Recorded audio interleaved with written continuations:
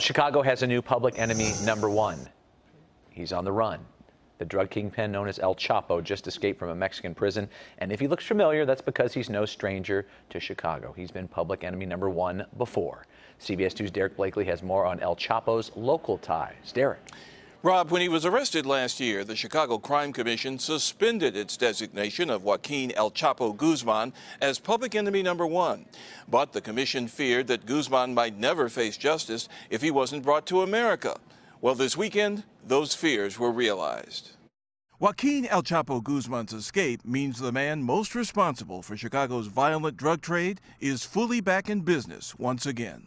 The drugs he sells are distributed by the gangs in this town. And the people, both innocent and those that are involved in the drug trade, die as a result of Chapo Guzman.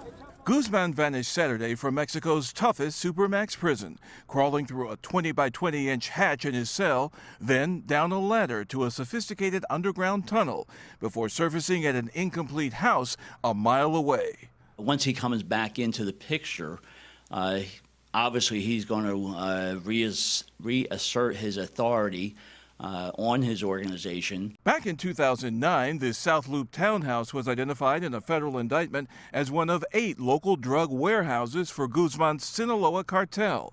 His organization allegedly distributing up to 2 tons of cocaine a month in Chicago. The head of an organization that controlled as much as 40 to 60% of the drugs that were on the streets of Chicago. I think that's a real impact to the city.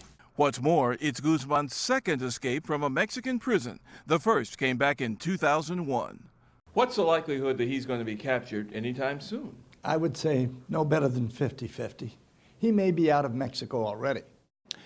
Last year, the Mexican government refused U.S. requests to have Guzman extradited to the United States, where he's been indicted for murder, drug smuggling, tax evasion, and racketeering.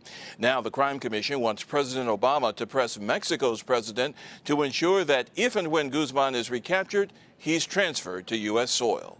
Reporting live from the newsroom, Derek Blakely, CBS 2 News. Rob? Yeah, and after 2 escapes in 15 years, Derek, that's a big if, isn't it?